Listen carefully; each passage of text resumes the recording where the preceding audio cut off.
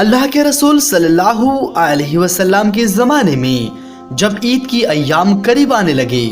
تو امام حسن اور امام حسین علیہ السلام ننھے ننھے قدم مبارک لے کر اپنی ماں سیدہ فاطمہ الزہرا رضی اللہ عنہا کے قریب آئے اور کہا، امی جان، سب بچے نئے نئے کپڑے لے رہا ہے،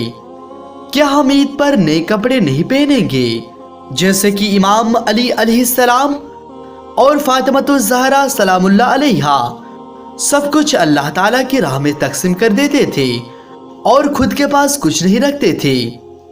لیکن جو اللہ تعالیٰ کے لیے جیتے ہیں اللہ تعالیٰ اسے رسوا نہیں کرتا۔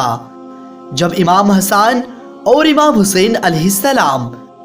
ماں فاطمہ الزہرا رضی اللہ عنہا سے پوچھتے ہیں کہ امی جان، کیا ہمارے لیے نئے کپڑے نہیں آئے گا؟ تو سیدہ فاطمہ الزہرا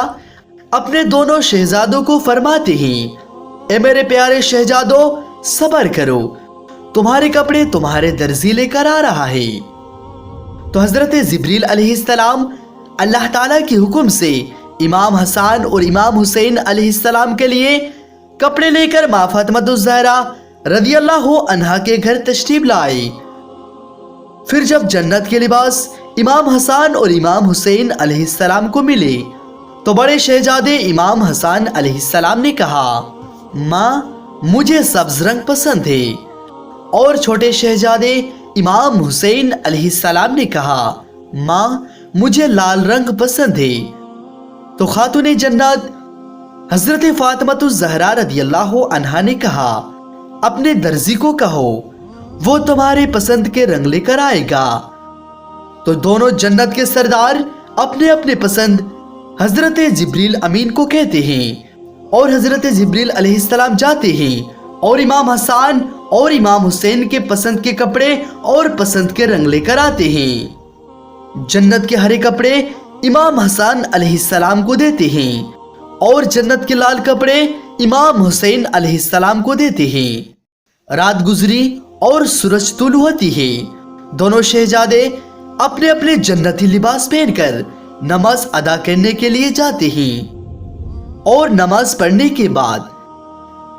دونوں شہزادے سرور انبیاء صلی اللہ علیہ وسلم کے پاس تشریف لے گئے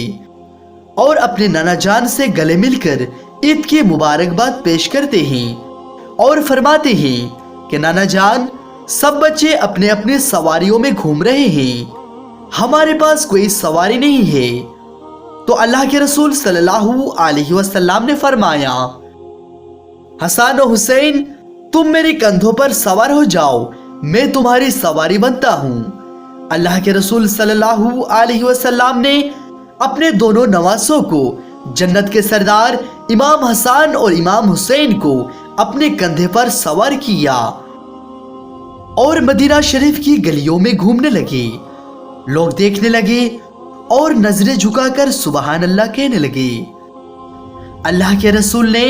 دائیں زلف امام حسن کی ہاتھ میں دی اور بائیں زلف امام حسین کی ہاتھ میں چل رہے تھے کہ ایک صحابی آیا اور کہنے لگا، اے پیارے شہزادو،